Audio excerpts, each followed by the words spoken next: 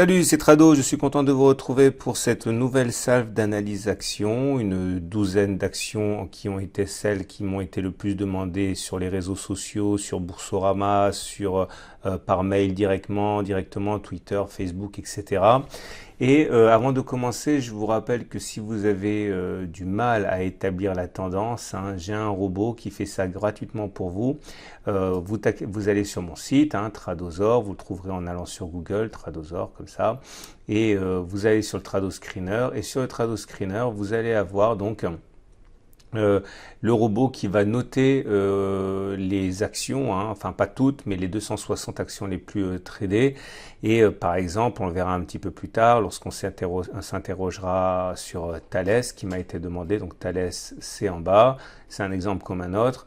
Et Thales vous donne une note technique ici de 0 sur une échelle allant de -3 à +3 pour le moyen terme, donc une tendance neutre. Par contre, en tendance journalière, une tendance positive sur une échelle allant de -3 à +3. Donc c'est neutre à moyen terme, positif à court terme, ce qui donne une note globale de 0 + 3 égale 3, etc. Donc ça, c'est pour ceux qui ont du mal à se repérer avec les tendances. Au-delà, je le dis maintenant, mais je le redirai à tous les coups, c'est quand vous avez une tendance qui est haussière, donc qui va de +1 à +3, il y a plus de chances d'aller solliciter la prochaine résistance que de ne pas le faire. Et inversement, lorsque vous avez une note technique qui va de -3 à de 0 à -3, vous avez plus de chances d'aller chercher le prochain support. Et pareil pour le... Et on passe donc à la première analyse technique de moyen terme avec stratégie. Enfin, ce n'est pas un conseil, rien de ce qui suit n'est un conseil, c'est simplement un partage de ce que je ferai moi. Et on est donc sur ArcelorMittal. Alors ArcelorMittal, on est en données hebdomadaires, comme vous pouvez le voir. Chaque bougie correspond à une semaine de cotation. Et les cours sont en dessous de la moyenne mobile à 50 périodes qui descend.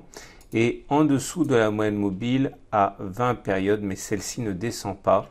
Elle est toujours légèrement montante. Autrement dit, la tendance, elle est globalement neutre sur ArcelorMittal. Attention, on est vraiment proche d'une tendance baissière. Ça ressemble à ça, une tendance baissière. Ce sont des cours en dessous d'une M20 qui descend et d'une M50 qui descend également. Pour l'instant, donc, étant donné qu'on est en tendance neutre, on ne sait pas si on va aller vers le haut ou vers le bas, mais il y a quand même plus de chances que l'on aille vers le bas que vers le haut, parce qu'on est quand même en dessous des deux moyennes mobiles, mais ça se joue sur l'épaisseur du trait. Ça veut dire qu'il y a de fortes chances pour qu'on aille solliciter la prochaine zone de support, c'est cette zone-là comprise entre 11,86 et 11,15. Donc cela signifie clairement que, à titre personnel, je ne suis pas acheteur pour l'instant d'ArcelorMittal. J'envisagerai éventuellement d'en acheter lorsqu'on sera revenu sur cette zone. À ce moment-là, s'il y a une petite réaction haussière, j'achèterai éventuellement ArcelorMittal. Je sortirai de mon trade avec une perte si on descend et que l'on clôture en dessous de cette zone, et je viserai, pourquoi pas, eh bien, on verra à ce moment-là, mais en tout cas, je ne suis pas acheteur sur les niveaux actuels d'ArcelorMittal. Autre solution, si effectivement on devait repartir vers le haut sans aller vers le support dans un premier temps, eh bien l'idée pour moi ce serait d'attendre que l'on passe cet obstacle. Vous voyez, c'est ce qu'on appelle une résistance. C'est une zone qui a bloqué les cours lors des précédentes ascensions. Et si on clôture donc au-dessus de l'obstacle, disons 17,3, à ce moment-là, j'achèterai en prenant soin de mettre un stop loss, c'est-à-dire une sortie de trade avec perte assumée, au cas où on clôturerait en dessus de cette zone de support, c'est-à-dire avec une perte de 12% pour viser d'autres objectifs. Voilà, on va passer maintenant à Celiad. Celiad qui m'a été demandé de très nombreuses fois également, côté à Bruxelles. Alors, la tendance sur Celiad est difficile à cerner, puisque vous voyez, nous sommes en dessous de la moyenne mobile à 50 périodes qui descend. Et par contre, on est au-dessus de la M20 qui descend, donc ça a été pire, ça a été en tendance franchement baissière ici. Là, il y a une sorte de rémission, mais rien n'est fait pour l'instant. On va dire que la tendance est baissière, mais de moins en moins. Si on regarde ce que nous dit le Trado Screener, justement, pour avoir une aide complémentaire, Eh bien, concernant Celiad, on peut voir que la tendance est notée 0 sur une échelle allant de -3 à +3, donc le robot le voit plutôt neutre, ok. Et l'idée, c'est que dans ces conditions, on va dire qu'il y a autant de chances d'aller chercher le support que le résistance. La prochaine résistance, elle est là, c'est la zone qui a bloqué les cours jusqu'à présent. Donc cette zone est comprise entre 12,14 et 13,5. Quant au prochain support, si on va le chercher, il faut savoir que le support, justement, il est établi ici entre 8 et 7,6. Alors, en tout cas, ceux qui veulent acheter du Celiad, à mon avis, enfin disons que moi, si je devais acheter du Celiad, soit j'attendrais que l'on revienne sur un support, ici, hein, compris, je l'ai dit, entre 7,6 et 8,04. Je mettrai un stop loss en dessous de la zone ici, hein, parce que si on clôture en dessous de la zone de support, il y a de fortes chances pour que ça accélère à la baisse, donc je mettrai un stop, aller à moins 12%, on va dire. Autre solution, si je devais acheter du Celiad, j'attendrai qu'on soit en tendance haussière, c'est-à-dire j'attendrai que la M50 remonte, que la M20 remonte aussi, que les cours passent au-dessus, et uniquement à ce moment-là, j'envisagerai d'acheter. Mais pour l'instant, on est vraiment très proche de la résistance ici, hein, et il me semble dangereux à titre personnel d'acheter maintenant. Alors, pour terminer sur une note positive, encore une fois, on est bien mieux que il y a quelques mois, hein, lorsqu'on était en dessous d'une M50 et d'une M20 qui monte. Hein. Donc première difficulté que j'envisage aux alentours de, bon, ça laisse de la marge quand même, hein, mais à 9% plus haut, on risque d'avoir des difficultés. Si j'étais déjà actionnaire, je me méfierais, hein, si l'action prend 9%, ce qui est déjà très intéressant à prendre évidemment. On enchaîne avec Lumibird, que voilà. Et nous avons une tendance là aussi qui est assez délicate à établir, puisque vous le voyez, on est en dessous de la M50, mais au-dessus de la M20, la M50 monte, la M20 descend, bref, on est vraiment dans une situation assez hybride. On a autant de chances en gros d'aller chercher la prochaine résistance que d'aller chercher le prochain support. Le prochain support, il est évidemment ici. Je dirais que la prochaine résistance, elle est là. Voilà. Et donc ça nous fait un support qui est entre 13 euros et 12,1 euros et une résistance qui est entre 16,5 et 17. À titre personnel, si je devais acheter, soit j'attendrais que l'on revienne sur cette zone pour espérer un rebond, je mettrais un stop loss en dessous de la zone de support, hein, à moins 10%, je viserai par exemple la prochaine résistance à plus 26%. Ou alors, de manière plus classique pour moi, j'attendrai, vous l'aurez compris, que la M50 monte, que la M20 monte aussi et que les prix soient au-dessus pour acheter. Hein, mais j'aurai l'occasion sans doute de refaire une analyse technique d'ici là. Pour l'instant, ce n'est pas une zone qui m'intéresse à titre personnel. Bon, attention, j'en profite pour faire une petite digression. Après, rien ne vous empêche, même si je n'encourage pas ça pour les débutants, à passer en données journalières. Parce qu'en données journalières, la tendance est différente, vous voyez, regardez, on est en tendance haussière puisque les cours, enfin on était en tendance haussière jusqu'à hier, hein, puisqu'on était au-dessus d'une M50 qui monte et au-dessus d'une M20 qui monte. Donc dans ces conditions, ce que j'aurais fait sans doute, hein, c'est d'acheter plus tôt. Vous voyez, il y a une résistance qui est là. Donc une fois passé, il y a une résistance qui est là et il y a un support qui est là. Ok. Donc en données journalières, je digresse un petit peu, mais ce que je ferais si je devais acheter, j'attendrais que les cours viennent sur le support et j'achèterais, ou alors j'attendrais que les cours dépassent l'obstacle pour acheter. Hein. Donc, mais là, c'est en données journalières, c'est pour les spéculateurs de court terme. Hein. En tout cas, en données d'investisseurs de moyen terme, hein, sur les niveaux actuels, je ne suis pas preneur. Et on va passer sans plus attendre à la star de la semaine, hein, l'Isogène, qui évidemment est une des actions qui m'a été le plus demandée.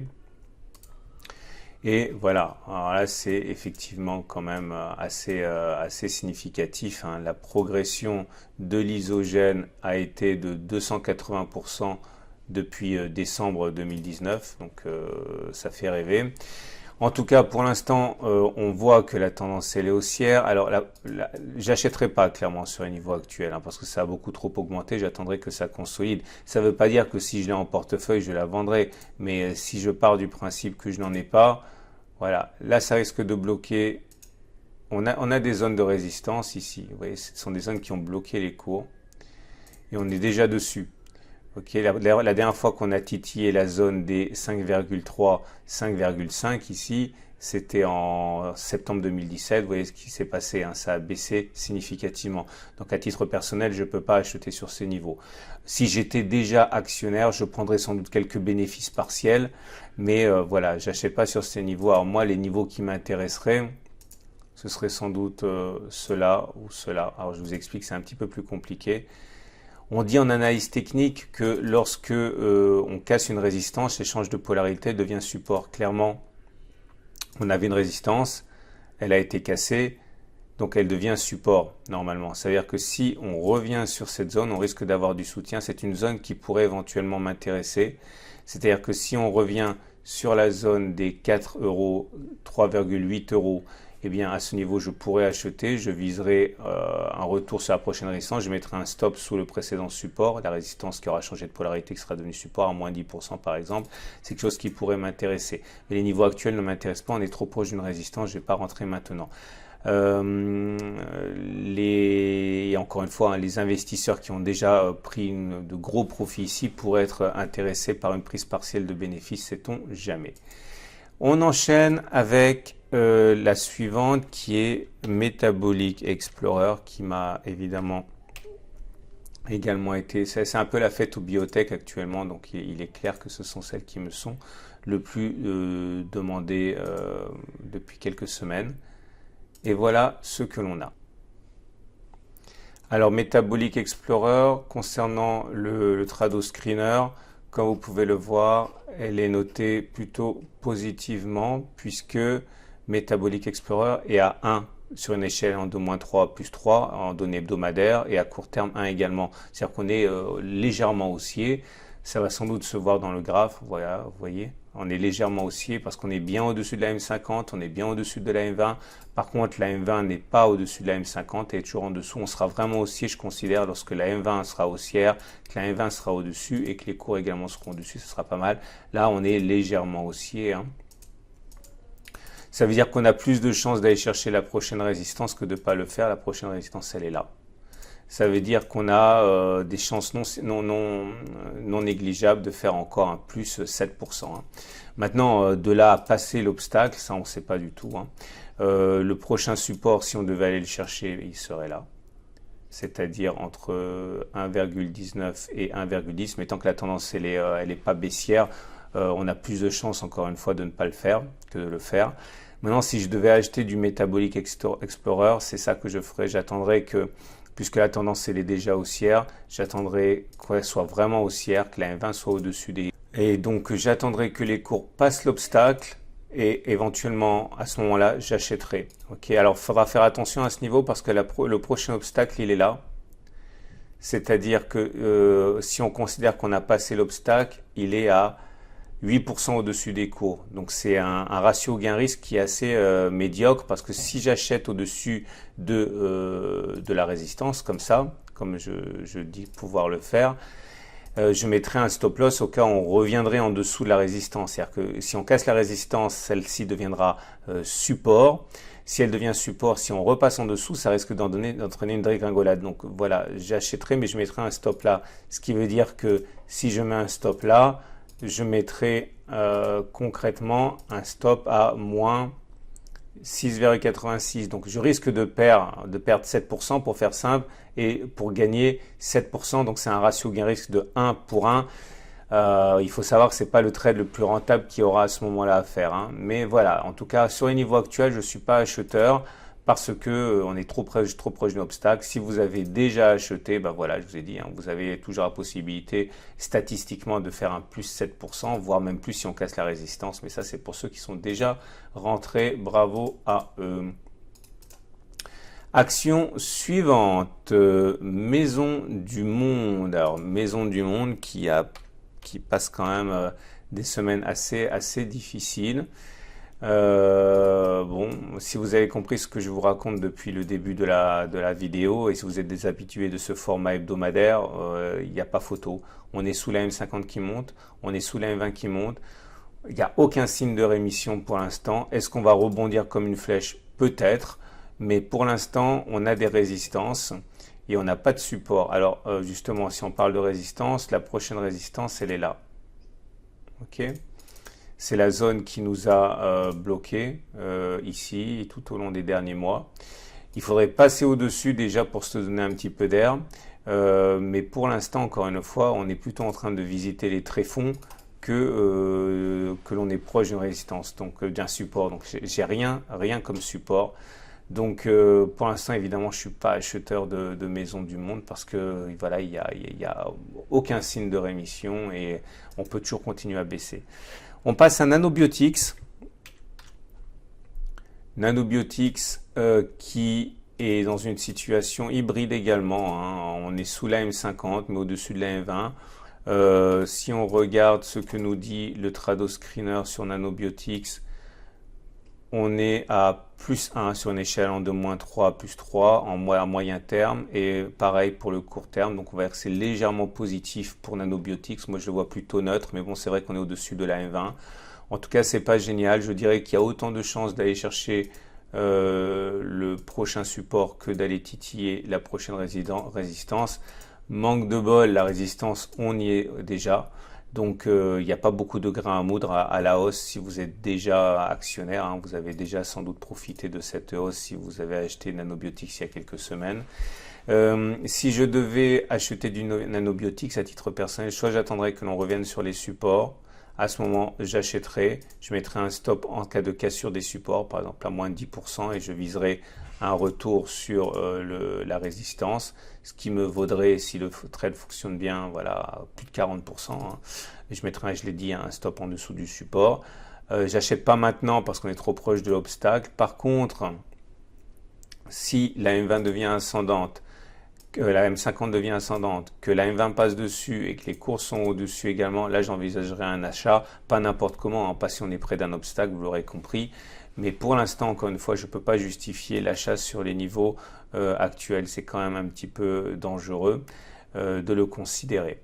Alors, on passe maintenant... Alors, je regarde globalement, parce que Nanobiotics, j'avais remarqué quelque chose. Ah oui, c'est cette vous avez également autre chose qui est à suivre, hein, mais ça laisse du temps. Hein. C'est cet obstacle-là oblique, mais bon, on a vraiment de la marge à la hausse avant de toucher. On a plus de 30%, enfin plus de 25% avant de toucher l'obstacle, donc c'est bon, c'est pas pour tout de suite. Voilà. Donc on retient surtout que la tendance elle est légèrement haussière, voire neutre pour moi. Et par contre en données journalières, c'est mieux, vous l'aurez compris. Hein. On enchaîne avec Renault. Alors Renault, vous connaissez la saga actuelle, donc ça peut pas être bon pour Renault, hein, cette histoire. La tendance c'est les baissières, on est sous la M50 qui descend, sous la M20 qui descend, donc on a plus de chances d'aller chercher le prochain support que de ne pas le faire. Où est le prochain support? Il est là. Ah non, pas de bol, il a déjà été cassé, donc le prochain support il est plutôt ici, voilà. Je vois rien. Attendez, si ici j'ai quelque chose, il me semble. Ouais, j'ai quelque chose ici, effectivement. Bon, c'était une zone de résistance, elle a été cassée. La règle du changement de polarité fait que ça devient un support. C'est pour ça qu'on a rebondi comme une balle ici. Et on n'en est plus très loin, mais on n'y est pas encore. Les chances sont quand même contre les acheteurs. Il y a des chances pour qu'on aille chercher cette zone de support puisque la tendance elle est baissière. Ça veut dire qu'à titre personnel, si je devais acheter du Renault, je ne m'y intéresserais pas avant un autre moins 5 ou moins 10% selon la gourmandise dont je témoignerai à ce niveau. Après, éventuellement, je pourrais envisager d'acheter. Je prendrai soin quand même si j'achète de mettre un stop loss en dessous de la zone de support à moins 10%. Je pourrais dans ce cas éventuellement envisager d'aller chercher la prochaine résistance qui est là. Est-ce que ce sera un trade qui est intéressant? Voilà, si j'achète ici avec un risque à moins 10% et que je vise du plus 16%, oui, c'est un trade qui serait intéressant à envisager. Mais en tout cas, je ne suis pas acheteur sur les niveaux actuels dans une tendance baissière loin des supports. Thales, dont je parlais tout à l'heure, qui m'a déjà été demandé il n'y a pas très longtemps. Visiblement, les choses ont dû changer pour qu'on... Oui, alors effectivement... La tendance, elle est maintenant un peu plus délicate, hein. On est au-dessous de la M50, mais au-dessus de la M20, mais ça veut dire que la tendance, elle est neutre, hein, globalement, hein, puisqu'on est, on n'est pas au-dessus des moyennes mobiles. Que dit le Trado Screener? Le Trado Screener nous donne la chose suivante pour Thales, qui est neutre. Voilà, le Trado Screener, la note 0 sur une échelle allant de -3 à +3, bon, c'est pas parce qu'effectivement on est au-dessus de la M20. Moi, je vois ça plutôt, oui, bon, elle va être neutre à légèrement baissier. En tout cas, dans ces conditions, on a autant de chances d'aller chercher la prochaine résistance que d'aller chercher le prochain support. C'est intéressant là par contre, hein, parce que le prochain support, ben, on l'a passé. Ok, enfin, il est là. C'était une résistance, cassée, changement de polarité, comme d'habitude. Ok, et regardez, je vous montre juste un exemple pour que vous compreniez cette histoire de changement de polarité. Regardez comme ça fonctionne bien. Résistance, cassée, changement de polarité, elle devient support, et boum, ça monte. Donc c'est pour ça que c'est intéressant de... Non, je pense que c'est pas bon cette histoire. Non, ça me plaît pas du tout. Je change d'avis. Je pense que la vraie résistance, elle est là. Elle est là. Bon, c'est un petit peu compliqué, donc je vais pas trop... Oh, non, non, pardon, je suis bête. Elle est là. Elle est là parce que vous aviez une résistance qui a été cassée, elle a changé de polarité. Donc ça, c'est mon support de référence. Donc on a clairement autant de chances de perdre 7-8% que de gagner 10%, quoi. Je suis pas acheteur sur les niveaux actuels parce que voilà, on n'est pas sur un support, il n'y a pas de tendance. Moi, je serais acheteur éventuellement si on revient sur le prochain support. Ou alors, si la M50 monte, que la M20 monte au-dessus et que les cours sont également au-dessus, là, effectivement, je pourrais envisager d'envisager un achat si on n'est pas trop proche d'une résistance, d'un obstacle. Mais les niveaux actuels ne sont pas intéressants pour moi. Voilà, et je le répète, hein, on peut tout à fait aller chercher plus 10%, comme on peut tout à fait perdre 8%. Bon, pour moi, c'est pas suffisamment engageant. En tout cas, la tendance, elle est légèrement haussière, vous l'aurez compris, pour Thales. Ah non, elle n'est pas légèrement haussière, elle est neutre. Unibail, Rodamco, qui est dans une situation aussi difficile, hein. Vous voyez, la M20 est au-dessus de la M50, mais les cours sont en dessous. Moi, je voudrais bien voir la M50 qui monte, la M20 qui monte au-dessus, les cours qui sont au-dessus, là, ça serait sympa. Mais là, pour l'instant, la tendance est tout simplement neutre, hein. La prochaine résistance, elle est clairement évidente, elle est là. Le prochain support, moi je le vois ici. Ok, mais comme la tendance elle n'est pas établie, on peut monter ou descendre. On a clairement pour moi autant de chances d'aller perdre 10% pour aller chercher le support que d'aller taquiner la résistance à 8%. Je ne suis pas acheteur d'Unibail Rodamco. Si vous en avez en portefeuille, vous pouvez éventuellement le garder, hein, c'est vous qui voyez, mais moi je serai acheteur, voilà, vous l'avez compris, hein, si la M20 devient au-dessus de la M50 et que les cours sont au-dessus et si on n'est pas trop proche d'une résistance, hein. La suite, c'est bientôt terminé. Vallourec. Vallourec est dans une situation qui est... que dit le Trado Screener? Le Trado Screener nous dit que Vallourec est légèrement haussier à 1. Ok, donc oui, voilà, c'est pas non plus surprenant. On est au-dessus de la M50, mais la M20 elle descend, les cours sont en dessous, donc c'est un peu mou du genou. Dans ces conditions, pour moi, on a autant de chances d'aller chercher la prochaine résistance que d'aller chercher le prochain support. Je dirais que le prochain support, il est à peu près ici. Donc si on fait simple, dans les conditions de neutralité actuelles, on a autant de chances de perdre 14% que de gagner 13-14% aussi. Donc c'est pas forcément intéressant pour moi. Si on était en données journalières, ça serait peut-être une autre histoire. Non, c'est exactement la même histoire, hein. On est en dessous de la M50, au-dessus de la M20. Non, je faisais un petit détour du côté des données de court terme pour les traders.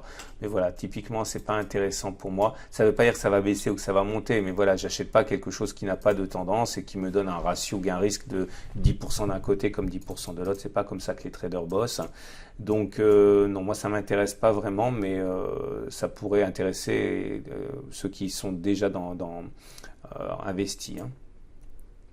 Et on va terminer avec Verimatrix, qui est là, qui est également dans une tendance difficile, hein, au-dessus de la M50, mais au-dessus de la M20. Bon bref, on n'est pas véritablement en tendance.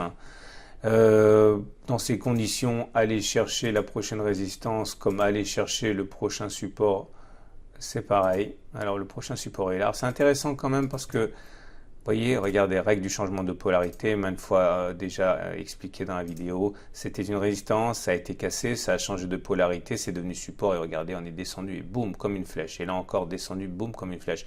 Donc ça peut être assez intéressant finalement, puisqu'on est sur un support, mais il faudrait mettre un stop loss en cas de clôture sous le support. Voilà, je mets un stop à moins 10%. Attention, il faut vraiment miser en conséquence, hein, de manière à pouvoir accepter 10% de baisse. Mon objectif, par contre, serait d'aller chercher la résistance à 18%. C'est pas mal parce qu'on risque 10, on gagne plus 18 dans une tendance qui est légèrement haussière. Enfin, non, qui est neutre. Bon, ça m'intéresse à moitié, on va dire. Ça m'intéresserait si la tendance, elle était haussière. Elle n'est pas vraiment haussière, mais c'est pas quelque chose de débile à entreprendre que de garder Verimatrix. Si on achète maintenant et qu'on fait fi de la tendance qui n'est pas haussière, encore une fois, je le dis à titre personnel, je mettrai un stop en dessous du support, mais voilà ce que je ferai. De manière privilégiée, moi j'attendrai que la M20 monte, que la M50 monte et qu'elle soit au-dessus, que les cours soient encore au-dessus de tout ça. Ça m'intéresserait bien. Si ça arrive, ça sera sans doute au-dessus de cette résistance. J'achèterai sur les 2,4 en mettant un stop sous la résistance qui sera devenue support par la règle du changement de polarité. Voilà ce que je ferai. Je vous invite, si vous désirez, à jeter un œil au TradoScreener. N'oubliez pas que toutes les semaines, je mets à jour ces analyses techniques, hein, sur des actions qui me sont les plus demandées. N'hésitez pas à faire vos demandes sur tradosor@gmail.com ou si vous me suivez sur Twitter, Facebook. Si vous voulez apprendre l'analyse technique, regardez tous les soirs mon analyse du CAC 40. Elle est très développée pour vous apprendre à maîtriser cet outil maintenant qui est indispensable à tous les investisseurs. Je vous souhaite une excellente journée. Mon blog, c'est Tradosor et là, vous trouverez le TradoScreener. Je vous souhaite une excellente journée et je vous dis à demain pour l'analyse du CAC 40 ou à la semaine prochaine pour les analyses actions.